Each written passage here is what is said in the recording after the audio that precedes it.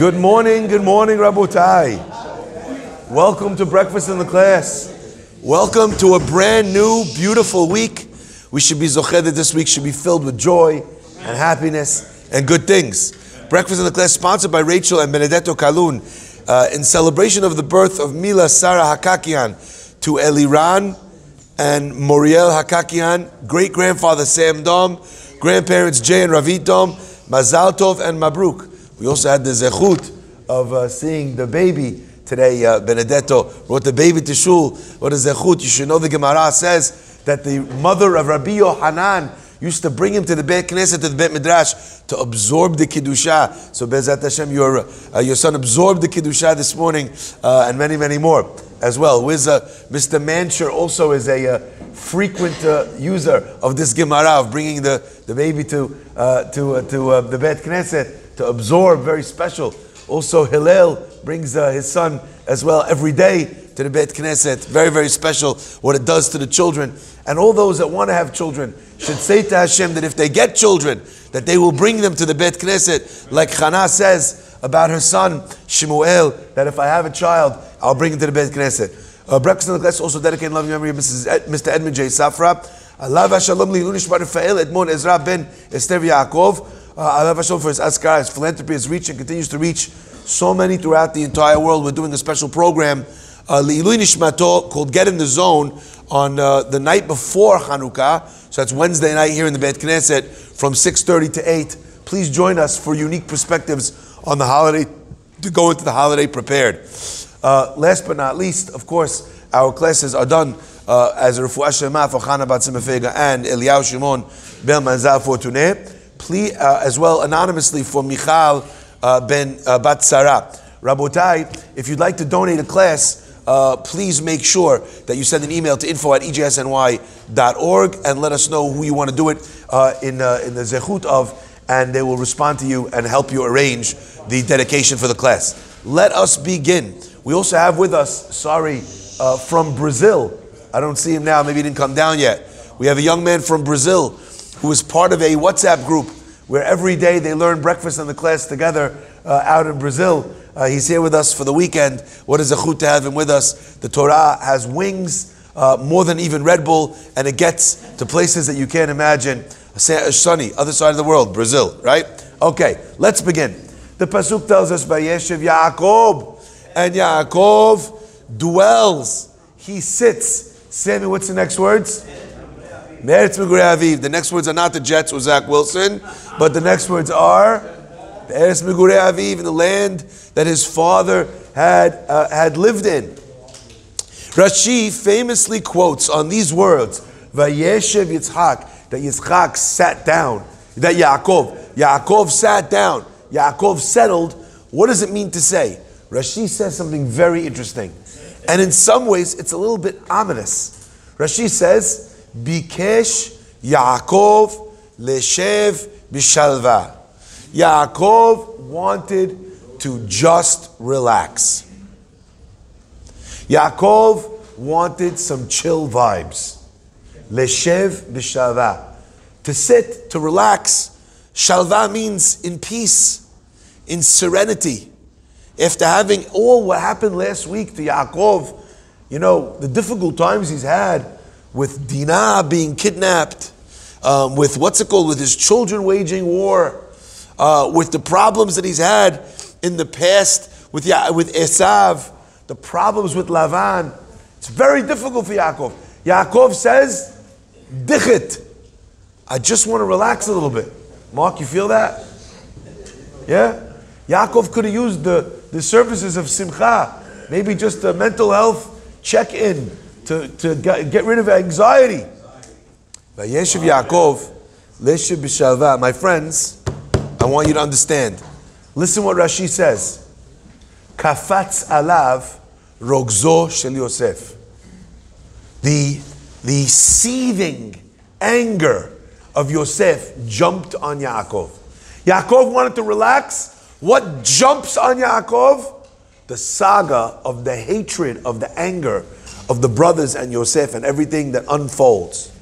Rashi continues and explains, what do I mean by that? Vayeshev Yaakov, here's the story of Yosef. Those two things are connected. You know why the story of Yosef jumps on Yaakov? Because he wants to relax. So says HaKadosh Baruch Hu to the tzaddikim. Isn't it enough that you get Olam Haba?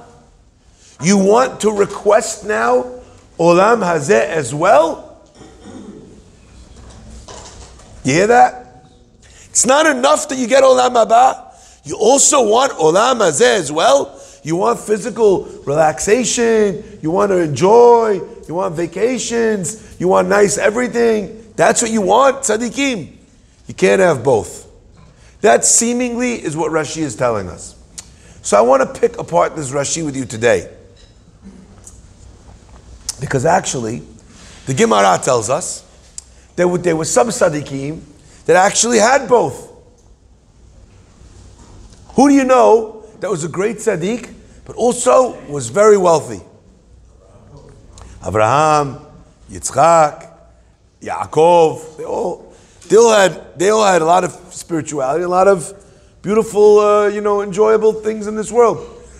Rabbeinu HaKadosh, our great rabbi, Rabbi Yehuda Nasi. Yehuda Nasi had Shtei Shulchanot, the Gemara calls it.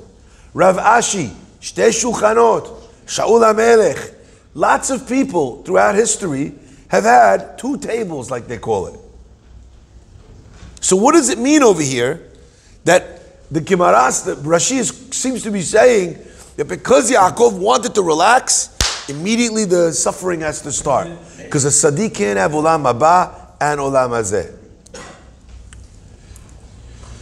So there's many answers to this question. And I want to share with you one beautiful answer that I saw recently. The first answer is that it's not that a tzaddik can't have both. There were many tzaddikim that did have both. It's that a tzaddik can't ask for both.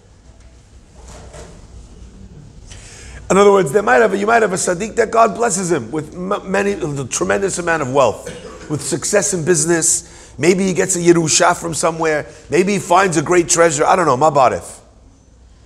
But he didn't ask for it. And what's the difference between if you asked for it or not? If it comes to you, you get it, you get it. Asking for something, chasing something means that this tzaddik, his primary goal is not the next world. His primary goal is not spirituality. Because otherwise, why are you asking for this? So the surface level answer, the first answer we're going to approach when it comes to this Rashi is that when it comes to this world, understand what you're asking this world for. What is your primary objective and what is a secondary objective, or what's not really an objective at all. I was having a conversation last night with someone. They were talking about, people when they make money, they're able to buy nicer things. And this person said, wouldn't it be nice to be able to buy all these nice things? Makes life so much nicer, so much easier. I said, trust me, I live with a lot of people that have a lot. Where you are, you want what's above you. You move that needle higher, there's still things above you. So you just want those things. And I said, before you got married, you had less than you have now. When you were single and when you had less, what did you want? You wanted the things that you have now. People forget that oftentimes in life, the things that they have now were the things they used to dream about. That for them was like the greatest success. No, now you have that. Do you feel any closer to having the things that you want? No. Your want just increases along with your station, along with your development. So the pasuk is telling us over here, Vayeshev Yaakov, Yaakov lives in this place, Be'eretz Migurei Aviv. You want to relax now, Yaakov? You want to, that's what you want? You're seeking to be, have this world, the comforts of this world. Doesn't work that way. You can't ask for Olam Haba and ask for Olam Hazeh. Rashi is pointing out on the Bikesh. And that's why God says, Tzaddikim have the world to come. You want to now ask for this world? It doesn't say that you can't have both. Just that you can't ask for both. Now this point of asking doesn't mean that you once asked for something. It means, what are you seeking? What are you looking for? What are you striving for? What do you feel you're missing in this life? What do you feel, like we talked about last week, that you need? My friends, but there's a second level to this point, to this idea. And let's go back to Rabbi Yehuda HaNasi. Rabbi Yehuda HaNasi, we know, was fabulously wealthy. But comes to the end of his life and we hear from Rabbi Yehuda HaNasi that he says and he swears that in this world, he didn't take anything from that table. He had everything, but he didn't take anything from it. He didn't find his enjoyment in his wealth, in his riches. The fact that he had it, it didn't move him whatsoever from where he was, from what he thought, from what he wanted to do, from what the right thing to do was. Over here, what we're asking is, what does Yaakov want? You want to relax. There's no such thing as relaxing in this world. Now, I want to drive this point home. Because to me, at first glance, it seems like, wow, Judaism is very stressful. You can't even ask to relax. You can't have 2 minutes to sit down. Hazi, it's not like the guy didn't have a saga just now that he went through. It's not like he asked for easy street. He just doesn't want to be tortured. Listen carefully. The point is not the money at all. The point is the state of mind. Now, a person, they can experience turbulent moments in their life. Or they can experience turbulent moments in their mind. But the turbulence you feel is equal if it's external and physically real, or internally and mentally present. I need to draw a line under this. You have someone who's stressing and anxious about parnasah. Why? Because they don't have parnasah. The impact that it has on the person is that they're unsettled. They don't have parnasah, it's very difficult, they're not sure what they're going to do, they feel out of sorts, they're very nervous, they're very worried, they can't sleep well, they're not eating so well, they're going crazy. The same exact level of disturbance to your life, to your mental health, to your mental state of mind, is possible if everything is lined up, ducks in a row, where all on a physical level is present and there. You might have the best job. I know people who have the best job and the best marriage. And what are they worried about? Rabbi, you don't know, I'm very nervous about my job, about my marriage. Really, what's the problem? What's going on? You know what the answer is? Rabbi, nothing's going on. I feel like it's too good, Rabbi. Here's a guy who's anxious over no problems. His anxiety is coming from the fact that it feels like it's too good to be true. So something's got to come. I know people are looking at me, I'm worried about the ayin hara. So either you're worried about not having it, or when you have it, you're worried about having it. You understand how crazy it is? What Rashi is pointing out to us is that the problem with Yaakov's Vayeshev was not in the sitting. You could relax, but it's needing to be relaxed that God takes exception to. Because what are you here for? What are you present for? What are you living for? You know, there's a lot of studies that have been done on stress. And one of the most amazing things I ever learned was I saw a scholarly talk where someone who had done, I think it was 25 years of research on stress. And they came out that actually stress is not a bad thing. Stress will kill you. It'll give you a heart attack. It's the root cause of so many diseases. But you actually need stress in your life. No stress produces a fat blob. If there's no stress at work, you don't do good work. If you think that your job does not matter, you don't care whatsoever, how's your work going to look? Having someone who's looking over your shoulder at your work makes you work better. Imagine you think that your wife will forgive everything. You're not stressed at all to come home on time, to show her love, to do nice things. What kind of marriage are you going to have? A terrible one. Stress in the right way actually produces a very good result. So what's the problem with stress? Not stress. Stressing about stress is the disease. Let me say that one more time. It's not the stress. It's not the anxiety. It's being anxious about being anxious. That's the problem. It's the stressing about the stress. If you feel like, you know what, I feel off balance, got this problem, I got that problem. If you sit back and say, you know something, feeling this way is perfectly healthy. And actually, this is how I should feel in an uncertain situation. And what am I going to do if I don't know the outcome? Okay, let's ride along until we see a good path to take, and then we'll take that path. When you can be not stressed about your stress is productive. It's healthy. It's helpful. Yaakov Avinu, my friends, is someone who we know, the Pasuk tells us that when he gets to Har HaMoriah, Vayalen Sham, that Yaakov Avinu sleeps there. The Chachamim ask, why doesn't it say Vayalen Sham and he slept there? Answers Rashi, quotes the Gemara.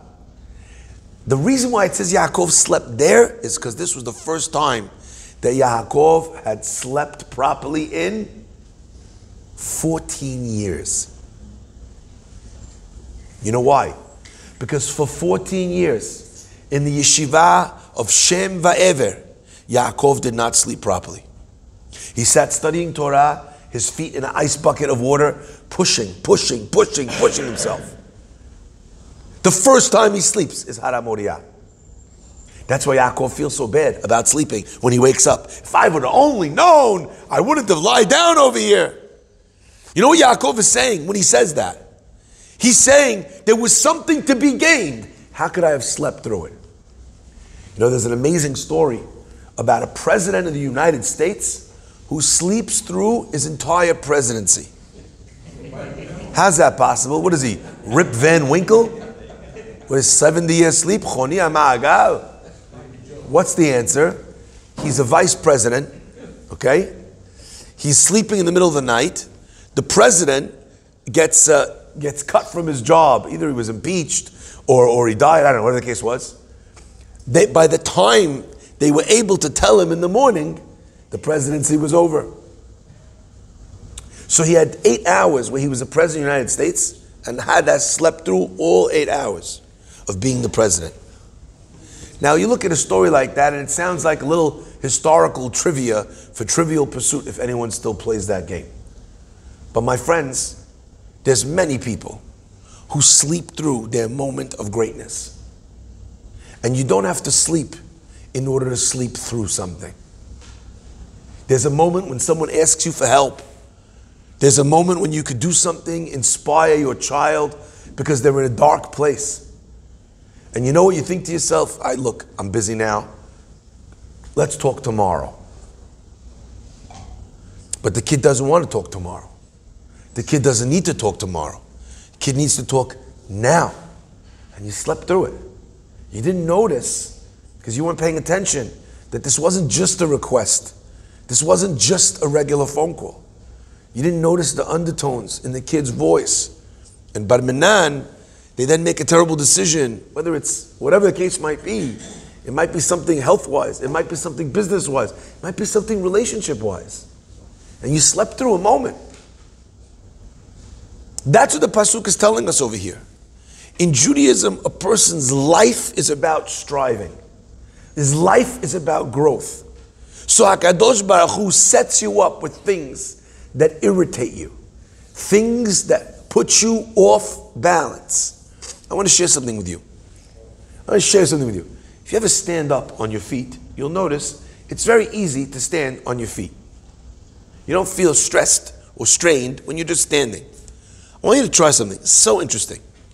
Take your body and just lean maybe 2 degrees to the right and stand. You start developing pains in your back. Your sciatic nerve is acting up. Your legs are cramping. You're 2 inches this way. Your body is 2 inches out of its comfort zone. And already the whole system's going haywire. Try it. Just so you could try it right now. You'll see I'm not lying. Your arms, when they're lying like this, no problem. Take your arm and do that. After 3 minutes, you start getting cramps. Your arm is supposed to do that. But because you're in a position you're not comfortable, you're not used to, the body doesn't know how to handle. The job of a person is to push themselves so that there aren't positions, bit by bit, you eliminate the positions that you're uncomfortable in. Now, my friends, the reason why I'm sharing this with you is because I think we have, in some ways, a topsy-turvy version and vision of what is going on over here with Kafatz Alav Rogzo Shel Yosef. You know, if you think about it for 1 minute, you think to yourself that when you get berachot from Hashem, that's beautiful. That's lovely. Hashem is blessing me. He loves me. He's taking care of me. But God is no more or no less taking care of you when He sends you a beracha as when He sends you something that feels like the opposite of a beracha. Yaakov is on a trajectory of growth, and his life is turbulent. And HaKadosh Baruch Hu says to Yaakov, I finally gave you a space which was not turbulent. And you could have chosen, for the lack of stability, not to be external, but to be internal. Now I have time. I want to share with you something unbelievable. I always think about this. There's a man, his name was Mendy Rosenberg. I had a chance to speak about him at the Siyum HaShas. A fellow who suddenly develops ALS, his entire body shuts down. He can't move a single muscle. Completely paralyzed. Trapped in his body. Only thing that moves is his eyes. And he tells his wife, now I could go back to Kolel. Now I can't work. Now I could go back to Kolel. And they get him a machine, and he finishes Shas numerous times, and he finishes many other Sefarim, many other books. He took an opportunity that any one of us would consider the biggest curse in the world, and he turned it on some level into a personal blessing. Bikesh Yaakov leshev b'shalva kafatz alav rogzo shel Yosef. Every one of us looks at him and says, "Wow, he made a mistake. He did the wrong thing. Hashem hit him." Not Hashem hit him.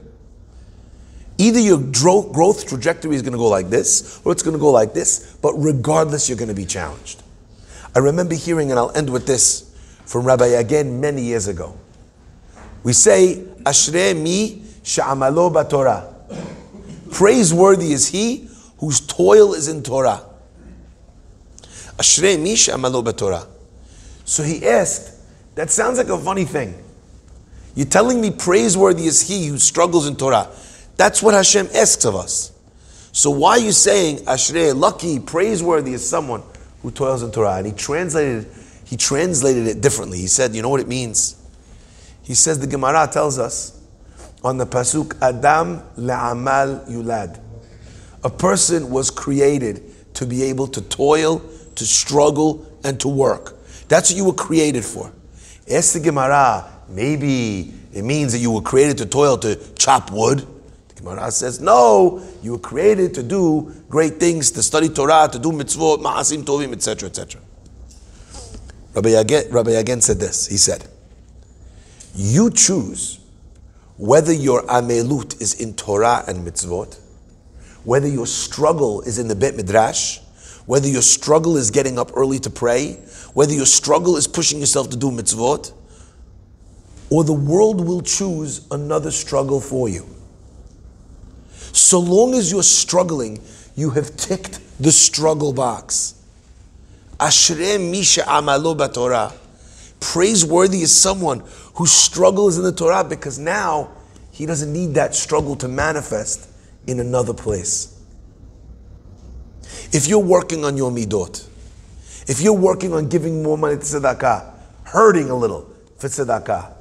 If you're working on being nice, on working on your patience, on holding your tongue, even in an argument, being nicer to your children, even if they're annoying. If you're working, if that's your struggle, you don't need struggle elsewhere. Because the growth process is happening from within. It's only when the person gives up the internal struggle that God has to send him an external one, so that that can be the modality for his or her growth. Ashrei mi sha'amalo b'Torah. Wouldn't you want to choose a struggle in an area of your choice rather than have it be ascribed to you or for you? That, my friends, is what we're learning over here. Choose your struggles lest they be chosen for you. Enjoy your struggles, recognize that those are designed for your growth. Embrace your stress and your anxiety and understand that that is opportunity. If you have no options, you also have no stress.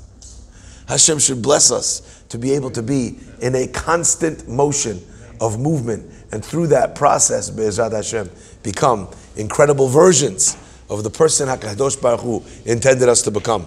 Rabbi